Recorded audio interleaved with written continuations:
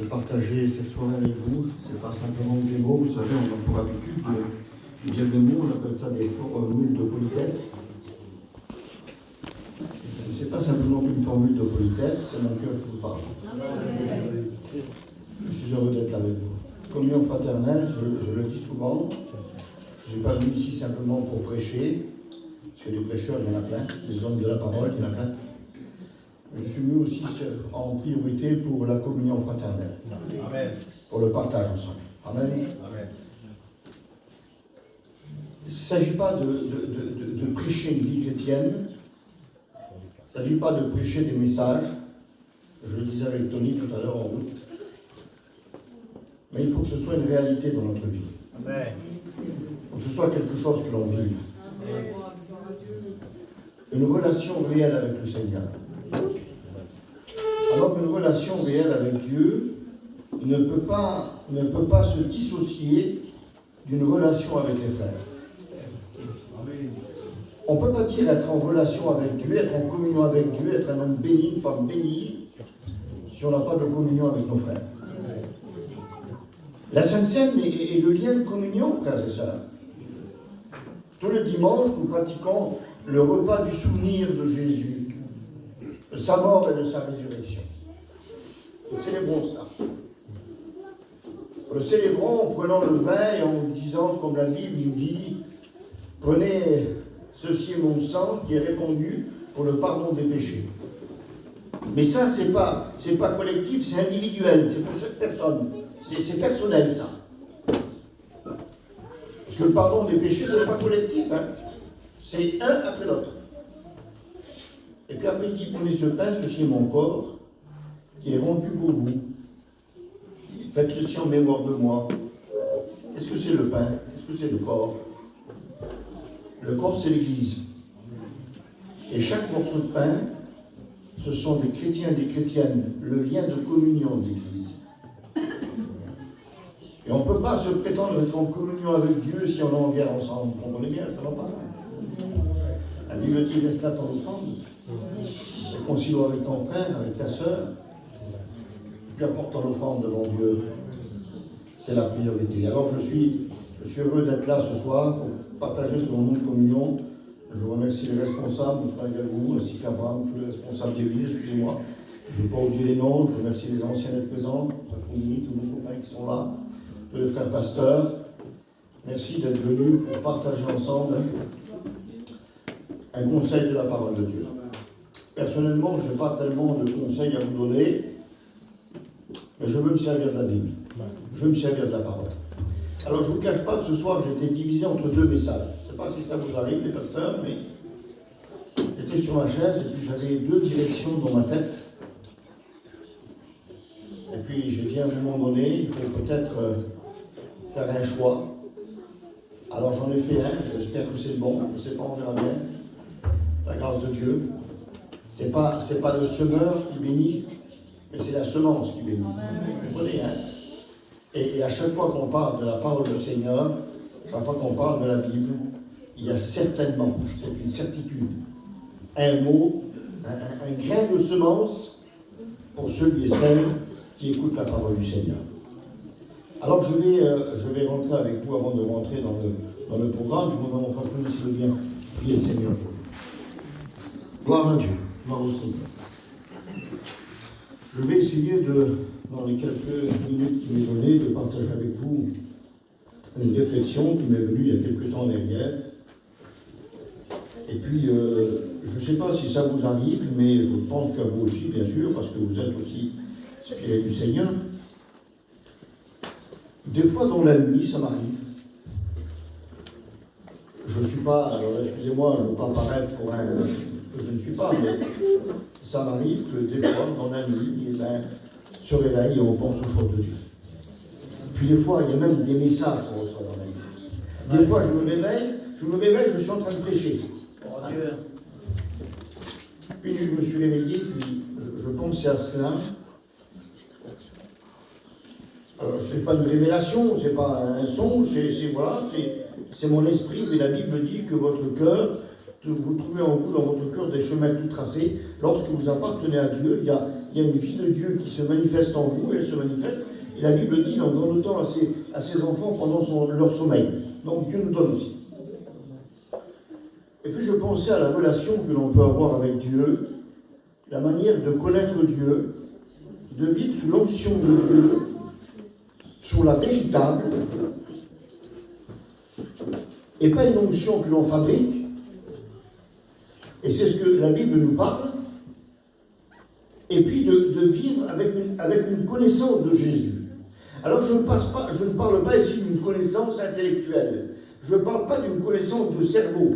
Je parle d'une connaissance de cœur. Je parle d'une connaissance d'intimité. Parce qu'on peut vivre avec quelqu'un, si vous voulez, sans réellement connaître la personne. Il y a des gens qu'on connaît depuis des années, mais qui en réalité, dans l'intimité, on ne sait pas ce qu'ils aiment manger, on ne sait pas ce qu'ils aiment boire, on ne sait pas quelle heure se couche, quel est leur métier. On les connaît de nom, si vous voulez, et on suit. Et malheureusement, il y a des gens qui suivent, ils donnent l'impression de suivre Jésus, mais en réalité, ils suivent la religion, ou ils suivent vie et lumière. C'est vrai.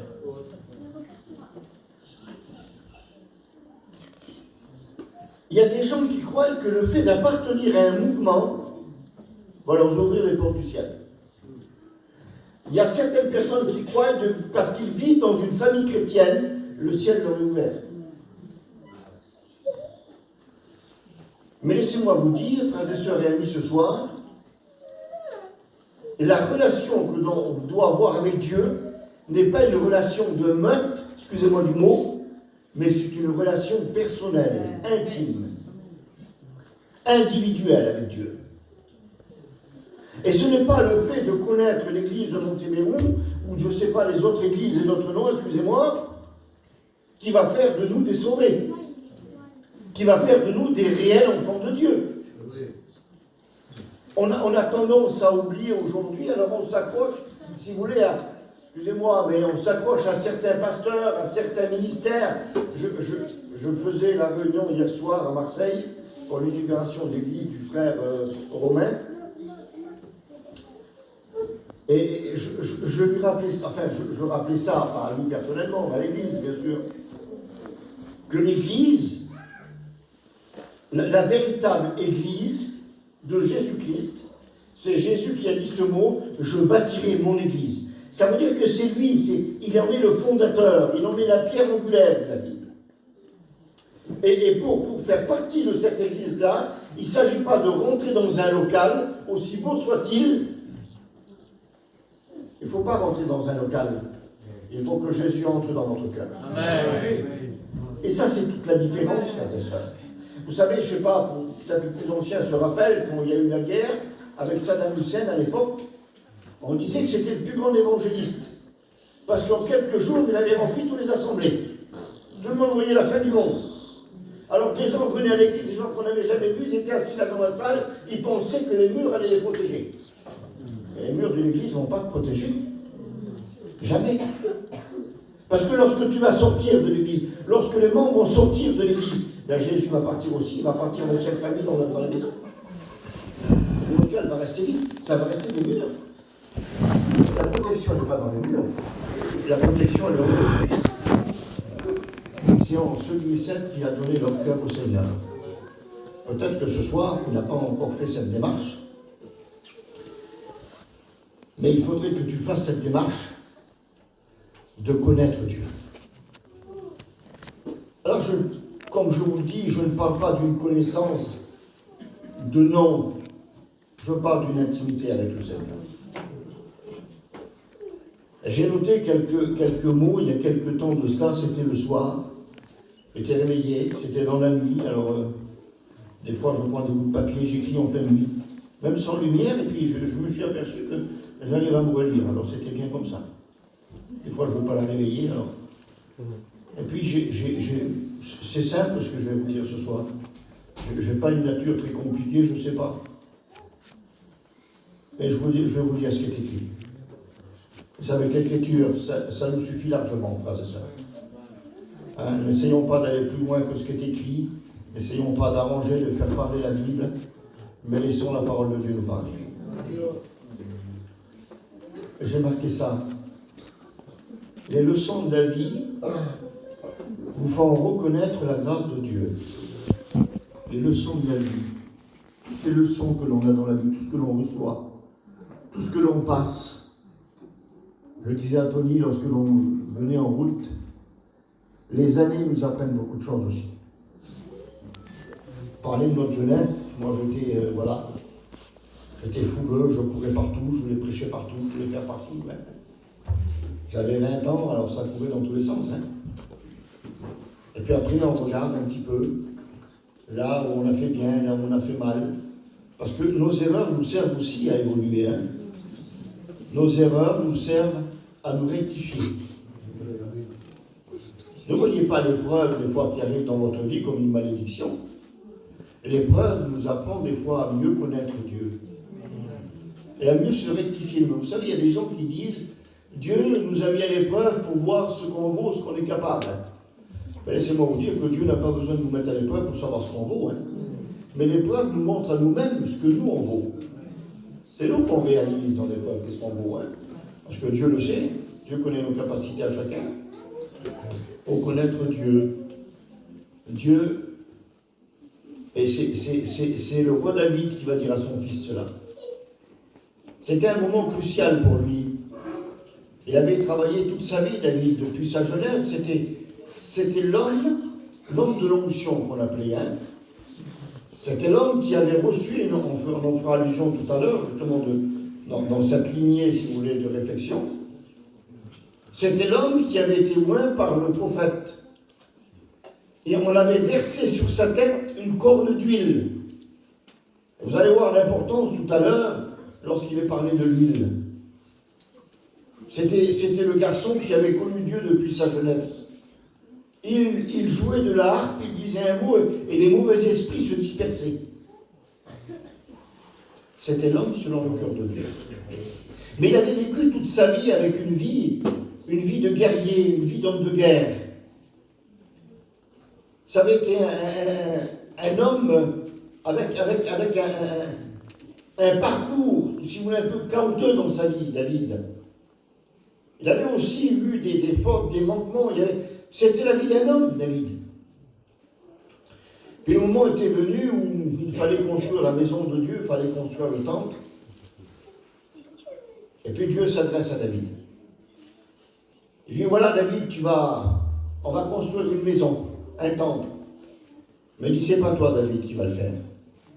Parce que tu es un guerrier depuis ta jeunesse et tu as trop de sang sur les mains. Mais c'est ton fils Salomon qui va construire le temple. Et puis alors David va se tourner vers son fils et il va lui transmettre le message que Dieu lui avait donné. Mais il va lui faire une recommandation. Et c'est une des recommandations les plus importantes. Parce qu'on ne peut pas travailler, on ne peut pas être un ouvrier de Dieu, on ne peut pas être un enfant de Dieu sans passer par cette étape-là. C'est pas possible. Ou alors on va devenir des fonctionnaires évangéliques. Il va lui dire, mon fils, il y a un grand travail devant toi. Mais avant toute chose, avant tout, connais ton Dieu et serve-le. Connaître Dieu. Il aurait pu lui dire, je ne sais pas moi, apprends les plans d'architecture, il aurait pu donner toutes autres sortes de conseils. Non, la priorité, et pourtant le jeune Salomon avait connu Dieu, il était dans la maison de David, donc il connaissait le nom de Dieu, c'était pas un étranger à la maison de Dieu. Il avait grandi dans le temple, il avait grandi avec David dans sa maison, c'était la maison de Dieu qui était là, et pourtant David lui dit, c'est pas le fait que tu as grandi dans une maison, c'est pas le fait qui va faire de toi un enfant de Dieu, le fait d'avoir grandi dans une maison chrétienne, il va lui dire, connais ton Dieu. Il faut d'abord que tu le connaisses. Savoir qui il est. Savoir avec qui tu vis. C'est la Bible qui dit ça. Là où est ton cœur, là aussi sera ton trésor. Ça dépend où est ton cœur. Je ne voudrais pas être dur dans les mots ce soir parce que c'est pas du tout le but de mon cœur. Et ce que je vous dis pour vous, je le dis pour moi ce soir aussi. J'ai besoin de connaître davantage le Seigneur. Amen. Des fois, j'ai l'impression d'être au bord de la mer avec une petite cuillère et en train de piocher dans la mer. Dieu est tellement immense. On croit connaître Dieu. On connaît la religion, on connaît les dénominations, on connaît tout ça. Mais est-ce que vraiment on connaît Dieu? Je disais hier soir, il y avait un panneau sur le mur où il y avait marqué Dieu est amour. C'est une réalité pour vous, frères et sœurs? Est-ce que c'est une réalité pour vous? Si Dieu est amour et qu'il vit dans notre cœur, alors on doit aussi être des hommes et des femmes qui dispensent l'amour de Dieu. L'amour dans l'Église, qui malheureusement se perd. L'amour se perd dans l'Église, frères et sœurs. Je ne parle pas simplement dans l'Église d'ici où on est, je parle de l'Église universelle. Aujourd'hui, on a vite fait de juger, on a vite fait d'écraser, on a vite fait de jeter les gens dehors. Mais on a oublié pourquoi, quelle est la raison de l'Église. La raison de l'Église, Jésus l'a dit. Il dit ce mot, l'Esprit du Seigneur est sur moi, il m'a oint, pour annoncer la bonne nouvelle aux pauvres. C'est ça l'Église. Pour délivrer les captifs, pour guérir ceux qui ont le cœur brisé. C'est ça l'Église. On va trop vite, frères et sœurs. Demain, je vous parlerai d'un autre sujet, qui est un sujet d'unité. Mais pour ce soir, je veux continuer sur cette idée. Connaître Dieu, avoir une relation avec Dieu. Et c'est le livre d'Amos qui dit ça. 2 hommes marchent-ils ensemble sans s'être concertés? 2 hommes peuvent-ils marcher ensemble sans avoir le même état d'esprit, sans avoir le même but, sans avoir la même direction?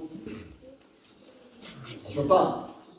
Quand on marche avec quelqu'un, c'est qu'en règle générale, on a quand même une certaine affinité ensemble. On ne marche pas avec quelqu'un par intérêt. C'est pas un bon sentiment, ça. Hein? Si tu as un copain par intérêt, c'est pas un bon sentiment, ça. Si tu marches avec Jésus par intérêt, c'est pas un bon sentiment, ça. Bon, j'ai un copain. Qu'il soit riche, qu'il soit pauvre, qu'il soit ce qu'il voudra, peu importe. C'est mon copain. Et ce n'est pas l'intérêt qui me motive d'avoir un copain. Tony a dit, on s'est rencontrés comme on parle à vous, comme plein d'autres frères. On a travaillé ensemble pendant quelques années, les frères qui sont là. On a voulu créer de l'unité ensemble. On a voulu créer de l'unité non pas avec la structure, mais avec le spirituel. Avec la collaboration fraternelle.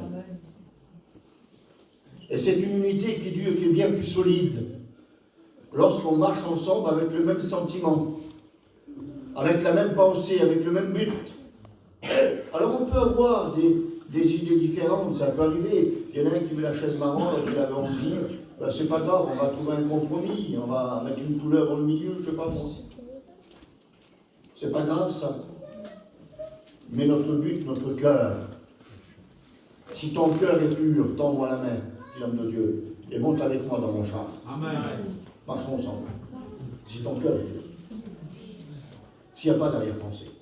Il y a trop d'arrière-pensée aujourd'hui. Il y a trop d'hommes et trop de femmes qui jouent au billard. Pas beau quelqu'un qui joue au billard. Et dans le monde, ça.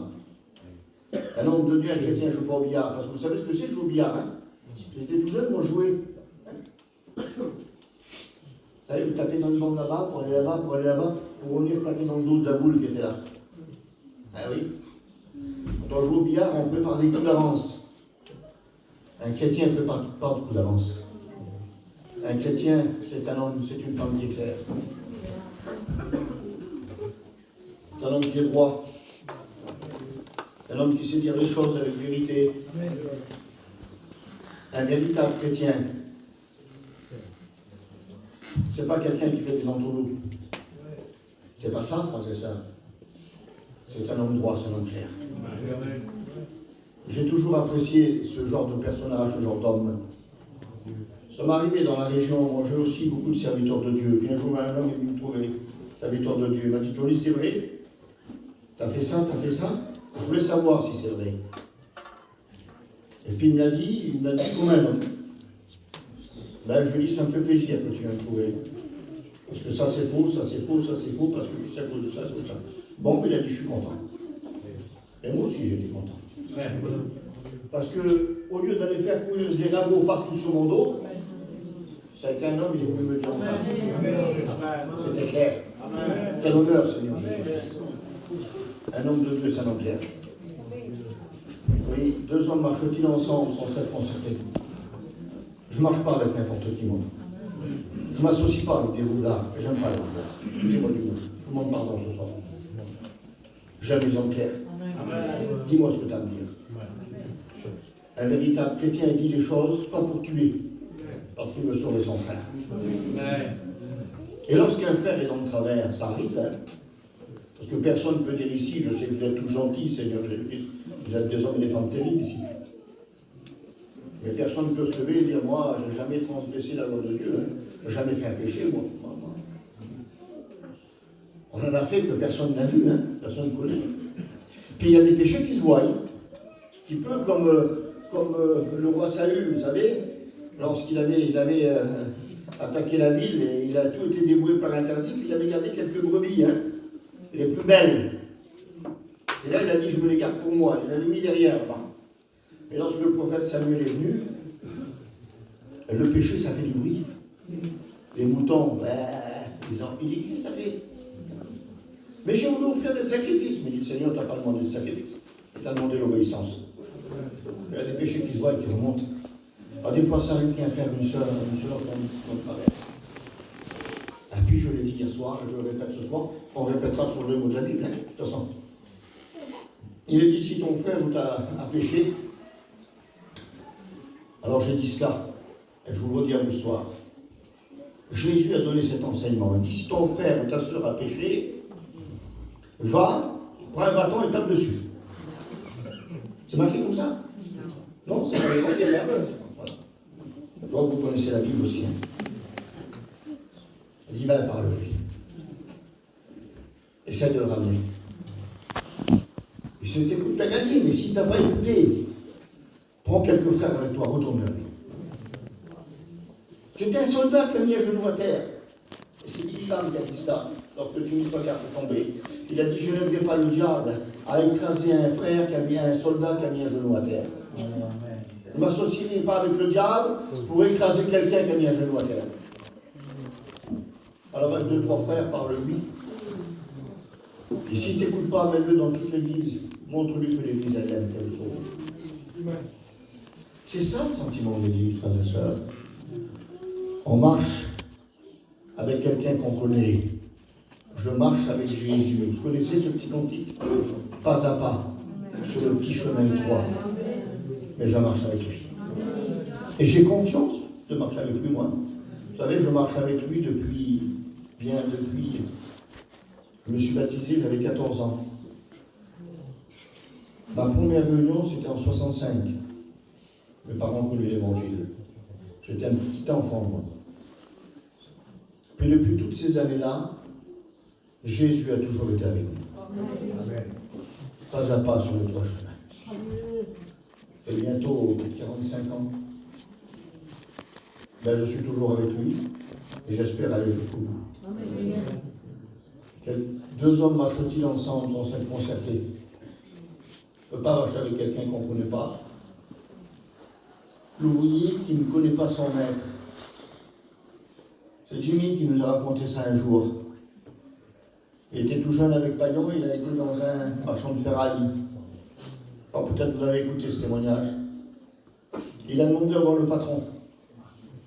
Puis l'ouvrier qui était là, il voulait voir le patron. Il dit, ça fait 5 ans que je travaille ici, moi je ne l'ai pas vu. Je ne connais pas. Ça faisait 5 ans qu'il travaillait là dans l'entreprise et il ne connaissait pas le patron.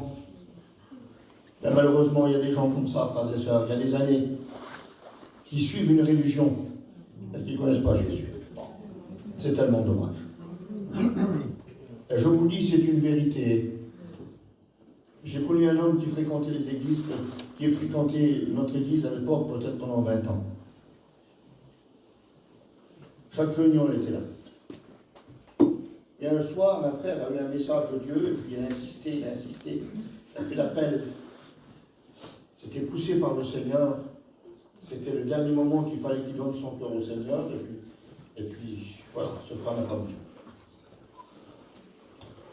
Et le soir, il est parti chez lui, 2h du matin, il a eu mal dans la poitrine. Donc sa femme intervient, etc. C'était fini pour lui. Ça faisait des années qu'il vivait dans la maison de Dieu, mais son cœur n'était pas à Dieu. Frères et sœurs, c'est quelque chose de terrible. Alors, il faut qu'on apprenne à connaître le Maître. Pas qu'à connaître la religion, pas qu'à connaître le mouvement, si vous voulez, dans lequel on est, non. Mais connaître Jésus. Il y en a qui viennent dans une convention comme ils viennent dans un pèlerinage. Je suis sûr que si on mettrait des bougies à la rentrée, il y en a plein qui s'en prendraient. Ah, il y en a plein qui prendraient des bougies. C'est pas un pèlerinage. C'est un moment où on vient se réunir entre frères et sœurs pour louer notre Seigneur. Alors, je continue quelques instants avec vous. L'histoire de l'homme qui citait, si vous voulez, les versets de la Bible. Il était sur un bateau, il citait les versets de la Bible. Puis à un moment donné, il y avait une grande congrégation qui était devant, et puis il a cité le psaume 23. Vous connaissez cette histoire? Certains la connaissent. Et puis il a cité avec une élégance particulière. Il maniait le verbe de la parole magnifiquement. Et puis lorsqu'il a fini de citer le psaume 23 dans l'auditoire, bien sûr, il y avait des chrétiens, des pasteurs, il y avait toutes sortes de gens qui étaient là. Puis tout le monde se levait, tout le monde a applaudi. Hein. Aujourd'hui, on cherche un petit peu les applaudissements, hein, ça arrive aussi un petit peu ça. Et puis, il y a un pasteur qui était là, l'ancien, qui était là. Et il s'est tous les jours dit, il dit, frère, vous êtes capable de citer le psaume 23? Il a dit, je peux essayer. Et puis il a cité le psaume 23. Mais il a cité, il n'a pas simplement cité le texte. Il a cité avec quelque chose de plus de particulier qu'il avait. Et quand il a eu fini de citer le psaume 23, il n'y a pas eu d'applaudissements. Mais les gens étaient là sur leurs chaises et des larmes coulaient sur leurs joues. Voyez-vous la différence? Il y en avait un qui connaissait le texte, mais l'autre qui connaissait celui qui avait écrit le texte. C'était ça toute la différence. Connaître Dieu. Connaître Dieu, connais ton Dieu et serve-le. Le servir sous l'onction, c'est tellement quelque chose de particulier. J'ai marqué ici, alors je ne veux pas citer trop de versets. C'est ce verset de la Bible, alors je l'ai noté, mais j'ai oublié de noter la référence. Mais bon, je pourrais vous la donner. Mon fils. Vous connaissez le verset de la Bible? Dieu s'adresse à ce moment-là. Il dit, mon fils. Alors on va dire, mon fils, ma fille. Donne-moi ton cœur. Possible ça? C'est le fils, c'est la fille. Et puis le cœur ne t'appartient pas. Comment tu es appelé enfant de Dieu, fils de Dieu et fille de Dieu, puis ton cœur n'appartient pas à Dieu, mais à qui il appartient alors? Si Dieu dit ça, c'est que le cœur, la présence est là, mais le cœur n'y est pas. Et Dieu dit, mon fils, ma fille, donne-moi ton cœur. Il ne veut pas faire simplement de nous des convertis. Alors c'est vrai, on a cette expression, il faut se convertir, mais se convertir, ça ne suffit pas. Convertir, ça veut dire faire demi-tour. Vous pouvez vous convertir à l'islam, vous pouvez vous convertir au catholicisme, ce que vous voudrez, hein. Mais c'est l'apôtre Pierre qui dit ça dans les actes des apôtres, il dit, convertissez-vous, ça veut dire faites demi-tour et venez à Jésus-Christ. Pour venir dans le bon sens. Mais il y en a qui se convertissent à une religion. Il y en a qui se convertissent à un mouvement. Ils se convertissent à une église. Non, frère, non. Il faut que tu te convertisses à Jésus-Christ. C'est la clé de ta réussite. Alors, connaître Dieu. Et lorsqu'on connaît Dieu, on a une vie particulière. Lorsqu'on connaît vraiment le Seigneur, on a une vie particulière. Écoutez bien. C'est dans le livre de l'Exode, il est marqué cela. Je vous ai fait une introduction sur le fait de connaître Dieu et je vais maintenant vous parler de ce qui fait notre relation avec Dieu. L'Éternel parle à Moïse. Alors je ne vais pas vous lire tout le chapitre parce que ce serait trop long, mais je vous le cite. C'est le chapitre 30 du livre de l'Exode et au verset 22. Et vous pourrez lire le chapitre aussi. Voilà ce qu'il dit. L'Éternel s'adresse à Moïse. Je fais un résumé du texte. Et puis il lui dit, Moïse, tu vas prendre les meilleurs aromates, tu vas prendre les meilleures plantes, tu vas prendre les meilleures fleurs, si vous voulez, ce qu'il y a de meilleur. Et tu vas créer un parfum, tu vas créer une huile parfumée. Une huile qui a un bon parfum. Et il donne tous les ingrédients qu'il va falloir mettre dans cette huile-là. Et il dit, une fois que tu auras fait cette huile, voilà ce que tu vas faire. Tu vas rentrer dans le tabernacle et tu vas prendre les ustensiles, la table des reins, les chandeliers, etc., tout ce qu'il y a dans la tente d'assignation, et tu vas mettre de l'huile sur tous les objets. Tu vas les oindre d'huile tous les objets qui sont là dans la tente. Et tu vas prendre de l'huile, tu vas aussi en mettre sur la tente d'assignation. Et cette huile-là va être l'huile de l'unité, l'huile de la bénédiction. Parce que tous les instruments qui sont là, on peut les spiritualiser comme les membres de l'Église. Tous ces instruments recevaient l'huile de l'onction sur chaque instrument. Et ils avaient tous la même part d'huile, c'est-à-dire qu'avec cette huile, elle crée l'unité ensemble. Et c'est pour ça que c'est repris dans le psaume 133 en haut, qu'il est doigté à tous les frères et les sœurs de demeurer ensemble. C'est comme l'huile qui descend sur la tête d'Aaron, qui descend. Alors là, il y a tout un enseignement biblique sur lequel on peut faire aussi, bien sûr, un message. Mais à ce moment-là, il va dire, tu vas oindre les ustensiles et tu vas le mettre aussi sur les sacrificateurs. Donc, sur Aaron et ses fils, et c'est pour ça que le psaume 133 repart. Il va créer une unité par l'onction. Il va créer une unité par l'huile de l'onction. Frères et sœurs, comment voulez-vous créer une unité de l'Église si l'Église ne vit pas sous l'onction de Dieu? L'homme humain ne crée pas d'unité. La chair ne crée pas d'unité. Parce qu'il est dit dans la Bible, et c'est aussi un sujet sur lequel on pourrait s'étendre, l'esprit est bien disposé, mais la chair est faible. Et il est même dit que la chair fait la guerre à l'âme, à l'esprit de Dieu. C'est une guerre, ils sont inimitiés entre eux. La chair ne crée pas d'unité. La chair va travailler pour sa propre personnalité, pour son intérêt. Alors que la Bible déclare, considère l'intérêt de ton frère avant le tien. Je ne sais pas si on est beaucoup à le faire. Hein? Considère l'intérêt de ton frère avant le tien. Laissez-moi vous dire que bien souvent, on commence par nos intérêts à nous. Hein? Oui. Puis on dit les autres, ils ont qu'à se débrouiller, ils ont qu'à faire comme moi. Hein, mais ce n'est pas l'esprit évangélique, ça. Moi, j'ai mon église, moi, j'ai mes affaires, les autres, ils ont qu'à se débrouiller. Ce n'est pas l'enseignement de Jésus, ça. Mais... Non, non. Ça ne marche pas. Cette huile va créer l'unité, frères et sœurs. Et cette huile va être importante. D'autant plus importante qu'elle va nous aider à passer certaines étapes de notre vie. Mais par contre, il y a quelque chose, si vous lisez dans la continuité du texte. Il parle de ceux qui veulent fabriquer une huile. Une huile, si vous voulez, de contrefaçon.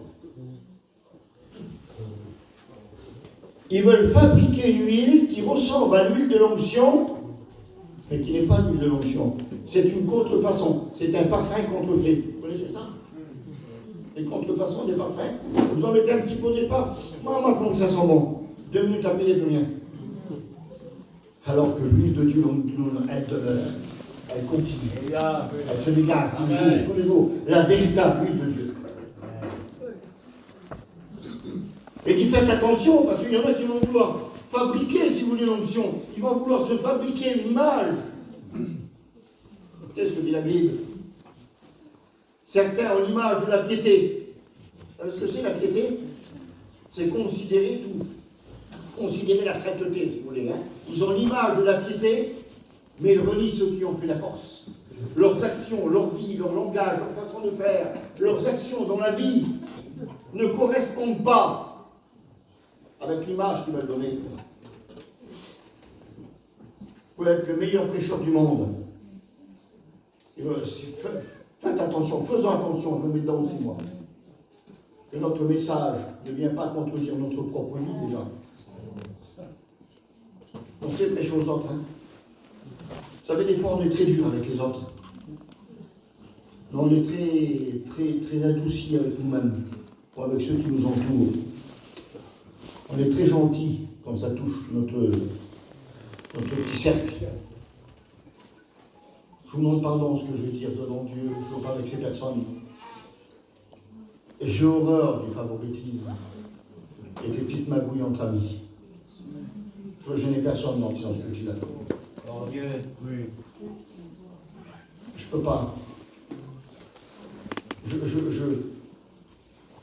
peux pas considérer cela. Pourquoi je vais faire avec lui, puis pas avec lui? Pourquoi? Quelle est la justice de Dieu? Où est la justice de Dieu? Où est la vérité de Dieu? Pourquoi je vais dire non à lui? Là, je vais dire, ah, oui, c'est mon copain. Pourquoi? Allez, vas-y, viens, on va faire quelque chose.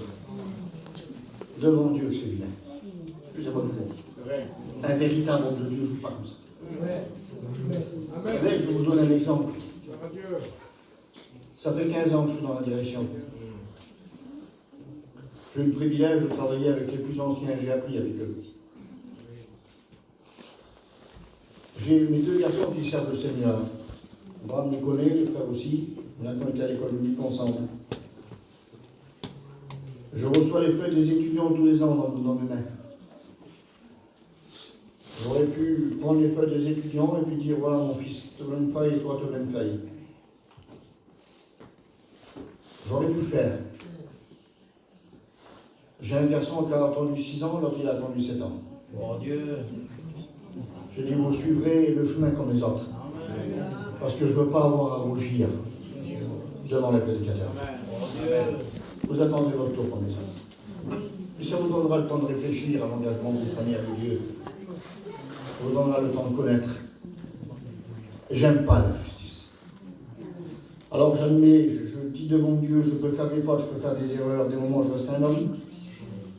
J'aime pas le favoritisme. J'aime les choses qui sont droites devant Dieu. Lorsqu'on est loin par nous du Seigneur, Dieu parle dans notre cœur. Vous avez été renouvelé dans votre intelligence. Il faut faire attention, frères et sœurs. Il y en a qui disent qu'il est malin. Oui, mais un malin, ça vient. Vous savez d'où vient le mot malin? Un chrétien, c'est pas la ruse, c'est pas la malice. Un chrétien, c'est de la sainte intelligence. On est intelligent pour les choses de Dieu. Il ne faut pas être vicieux dans la vie, c'est pas bon. Le vice, ça vient du diable. La ruse, ça vient du diable. Les trafics, ça vient du diable. Un homme, un véritable chrétien, un homme et une femme de Dieu, c'est quelqu'un qui est clair. Et que Dieu nous aide. Et vous savez comment on peut être clair dans la vie de Dieu? C'est quand l'huile sainte est sur notre tête. Lorsque l'huile est sur notre tête, alors on est capable de passer plusieurs étapes. Je vais continuer quelques mots encore. Écoutez, l'huile qui tombe, c'est aussi le symbole de la nouvelle naissance. Mais la véritable huile, pas l'huile qui a été falsifiée. l'huile de contrefaçon, parce qu'il y a des gens qui vivent avec l'huile de contrefaçon. Il y a des gens qui vivent avec une huile qui n'a pas été fabriquée par Dieu, qui est une fabrication humaine. Ah oui, alors on essaie de la faire bouger dans tous les sens. Oui, mais ta vie, elle parle. Tes actions parlent. Un jour, j'étais en Roumanie, il y a des années de ça. Il y avait une division dans une église. Il y avait le pasteur qu'on connaissait depuis des années, puis il avait ses deux cousins dans l'église, des garçons très riches. Et puis ils ont eu un différend, je ne sais plus ce que c'était. Et puis les cousins qui étaient là ont dit, ben, on va monter l'église à côté. Ils avaient les moyens, ils ont acheté un bâtiment, une église. Et le soir, on était dans la maison, on buvait un verre de thé ensemble. J'étais avec mon ancien, j'étais avec moi à l'époque. Et puis le frère nous parlait, ces deux frères-là. Et puis il nous parlait du pasteur de leur cousin. Et puis il disait, tu sais, Tony, je l'aime mon cousin, moi. Vraiment, je l'aime de tout mon cœur. Ah, je dis, tu l'aimes de tout ton cœur. Je dis, je vais te dire quelque chose. C'est pas ce que tu dis qui est important, c'est ce que tu fais qui est important. Tu dis que tu l'aimes de tout ton cœur, et tu es en train de monter l'église à 500 mètres, tu es en train de casser l'église. Tes actes ne vont pas avec ton langage. Vous comprenez ça? Pour avoir un langage, il faut que les actes y suivent aussi. Alors il y en a qui fabriquent de l'huile, c'est de l'huile de contrefaçon, j'appelle ça moi. Quelqu'un qui a la véritable huile de Dieu n'agit pas de cette manière-là. Tu veux une église? Va dans les champs, défriche. Rentre dans les buissons. Vas-y, travaille. Fais ce qu'il y a à faire. Et puis Dieu t'aidera, tu verras que Dieu va te bénir. Dieu va te la donner ton église. Et tu l'auras acquis par ton travail, parce que l'huile de Dieu sera sur ta tête. Alors regardez un petit peu. Il était question de la nouvelle naissance avec Nicodème.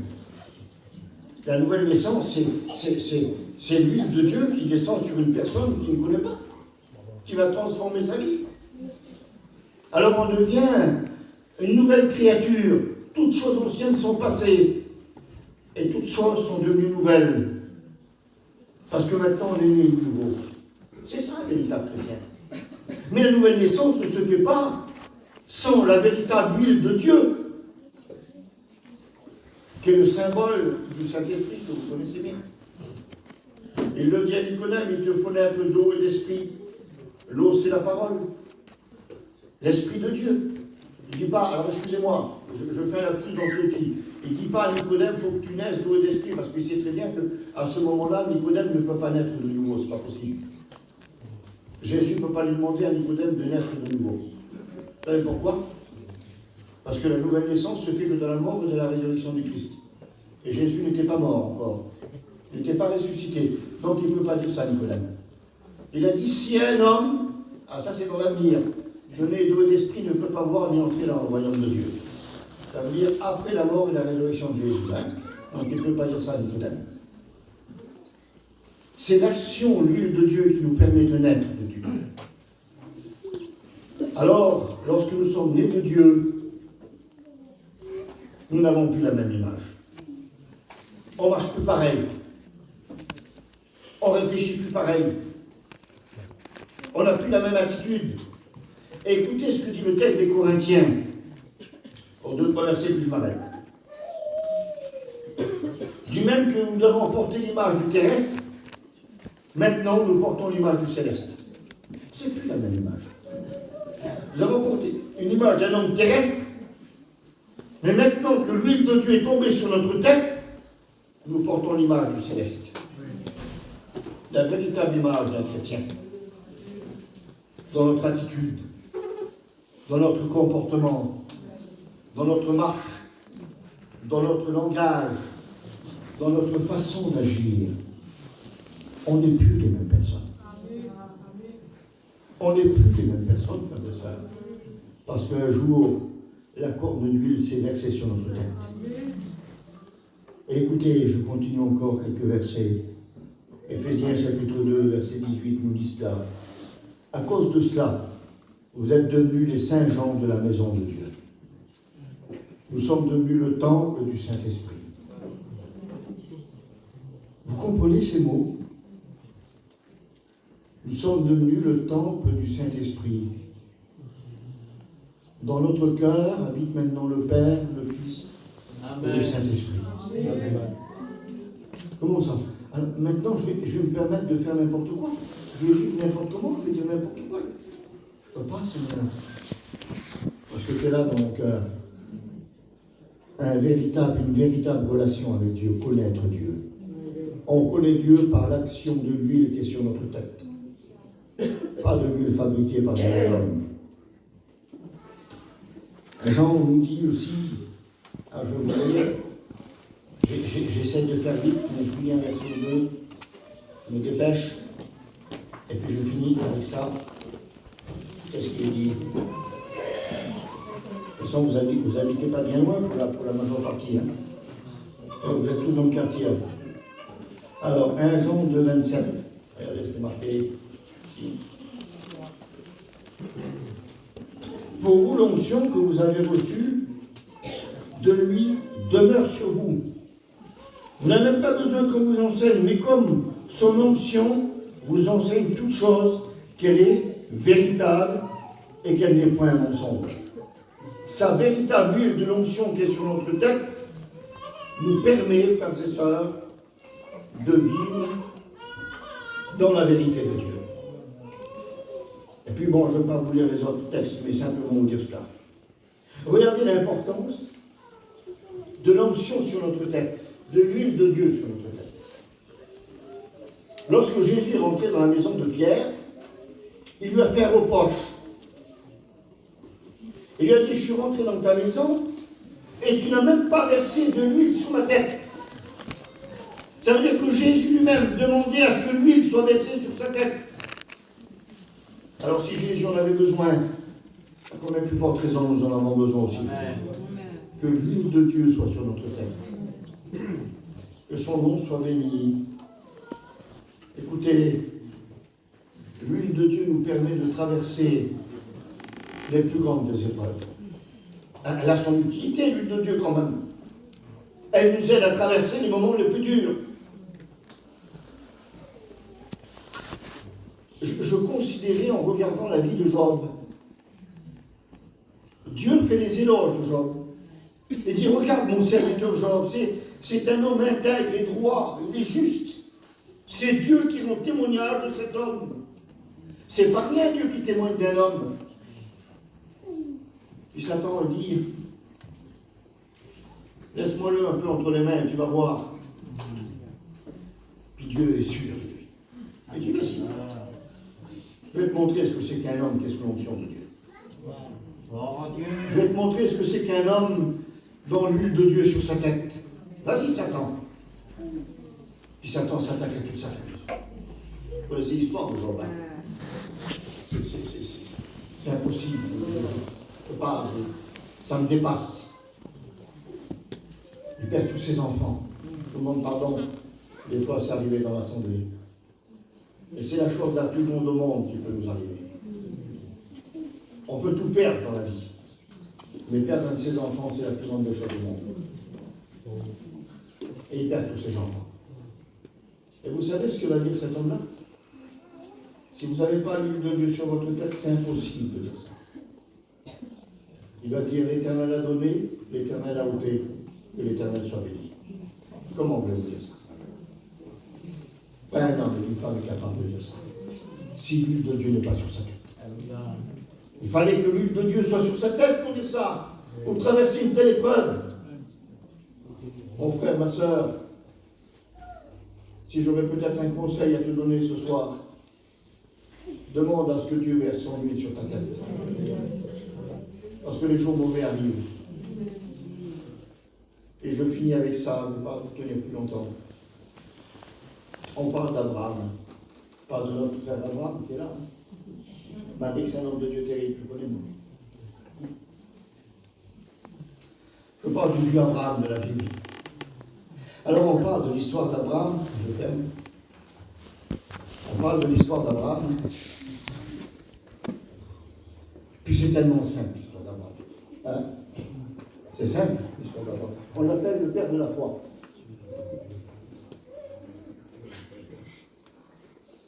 Vous savez pourquoi on l'appelle comme ça? Un jour, il a reçu une promesse. Et Dieu a dit, cet homme-là, je vais te donner un fils. Et ce fils-là va être le premier d'une grande génération, d'une grande nation. Au travers de lui, il y aura une grande nation. Puis Abraham, il est content.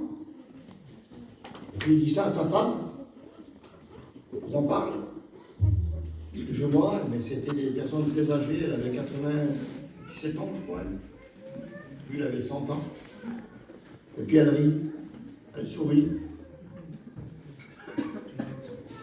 Et puis la promesse s'accomplit. L'enfant va naître. Et il est heureux, il a un petit garçon. Et puis ce petit garçon, il grandit. Il grandit, alors il le voit grandir, il est fier de son petit. Et voilà un garçon qui arrive à l'âge de 15, 16 ans, 17 ans, un peu. Beau garçon. Abraham, il est fier de son garçon. Moi, j'ai 3 garçons, mais je suis fier d'eux.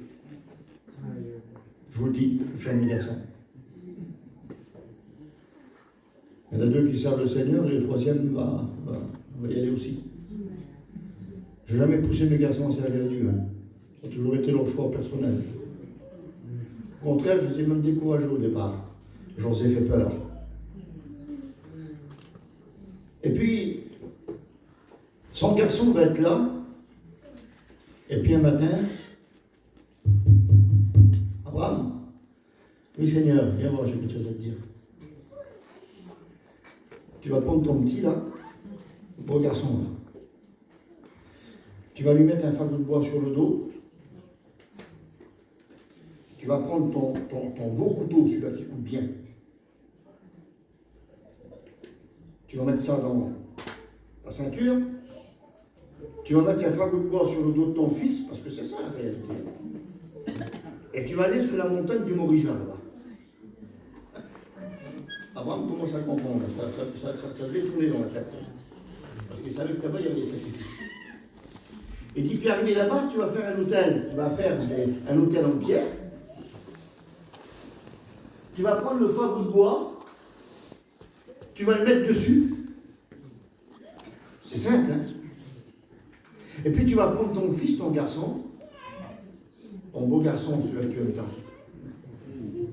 Et tu vas l'allonger sur le fagot de bois. C'était ça, hein, la réalité. Tu vas l'attacher. Tu vas prendre le couteau, tu vas lever son menton ici là, et tu vas lui trancher la gorge. Tu vas l'égorger et tu vas laisser couler son sang sur l'autel. Et après tu vas brûler, tu vas mettre le feu dans le fagot de bois et tu vas le brûler. C'était simple à faire. Hein. Là on parle du sacrifice d'Abraham, hein. On parle comme ça, c'est tellement simple à faire ça. Et puis Abraham il dit, oui Seigneur. Je monte et je le fais. Croyez-vous que c'est possible si l'huile de Dieu n'est pas sur votre tête? Il dit oui Seigneur, je vais le faire. Abraham, c'est devenu fou, Abraham. Moi je prends mon petit puis je me sors de l'autre côté en courant. Je me sors de l'autre côté. Même si c'est Dieu qui me demande. Jamais de la vie, Seigneur, je pourrais faire ça. Je me bouche les oreilles, je ne veux pas t'écouter. Abraham dit non, dit Seigneur, tu me dis, je le fais. On dit que c'est le père de la foi. Je monte sur la montagne, je l'attache, je l'égorge, je le brûle. Mais par contre, Seigneur, tu m'as dit quelque chose. Tu m'as dit que c'est par lui que j'aurai une descendance. Alors j'écoute ce que tu me dis. Je le fais, mais après tu le ressuscites, parce que c'est par lui que tu as dit que ce serait une descendance. C'est ça la foi d'Abraham. Je l'égorge, je le brûle, mais je sais que tu vas le ressusciter. Parce que tu m'as dit que c'était par lui que j'aurais une descendance. Tu n'es pas un menteur, Seigneur. Que ta parole dit, ta main l'accomplit. C'est ça le sacrifice d'Abraham. Mais vous ne pourrez jamais passer une telle étape, ni vous ni moi, si l'huile de Dieu n'est pas sur notre tête. Si nous n'avons pas une réelle relation avec Dieu, une réelle connaissance de Dieu. Alors ce soir, frères et sœurs, je vais m'arrêter là, je pense que je vous en ai assez dit. Je vous donne ce conseil et je me le donne. Seigneur, je veux de l'huile ce soir. Je veux pas de l'huile falsifiée, je veux pas d'huile trafiquée, Seigneur. Je veux de l'huile sainte, de l'huile qui vient de toi. Je veux que cette huile soit sur ma tête, Seigneur. Je veux être un véritable chrétien. Je veux être un homme d'honneur. Je veux être une femme d'honneur. La Bible parle de dignité. Je veux être un véritable chrétien avec ma dignité. Vous savez que c'est important, ça, hein? Avoir une dignité dans le de Dieu. J'ai toujours essayé, Dieu le sait dans ma vie. Je n'ai peut-être pas toujours réussi. Mais j'ai toujours voulu garder la tête haute et pouvoir regarder quelqu'un en face. Et pas avoir à baisser les yeux. C'est terrible qu'on est obligé de baisser les yeux. C'est parce qu'on sait qu'on a fait mal. Alors si peut-être ça peut arriver, on baisse la tête, mais il faut être capable de demander pardon et de s'excuser. Ça arrive à des fois. Des fois, par un geste, par une parole, on peut blesser quelqu'un. Moi, je peux blesser quelqu'un, ça peut m'arriver. Il y a un principe de réussite dans la Bible. C'est le principe d'honnêteté. Et je parle d'honnêteté spirituelle. Lorsqu'on est honnête avec Dieu, lorsqu'on est honnête avec nous-mêmes, alors je vous promets devant Dieu qu'il y a la réussite à la clé. Soyons honnêtes avec le Seigneur. Soyons honnêtes avec nos frères, avec nos sœurs. Vous verrez de quelle manière on va grandir. Vous compris le Seigneur ensemble? Je voudrais juste dire ça ce soir, Seigneur. Moi, je le demande pour moi. Si peut-être il y en aurait qui auraient besoin sur leur tête ce soir, ben qu'on se lève ensemble et qu'on demande à Dieu. Moi, je suis là, Seigneur, j'ai besoin de lui ce soir. Si peut-être il y en a qui en veulent aussi, ben qui se lèvent à leur place. Et Dieu va déverser l'huile sur notre vie. Seigneur Jésus.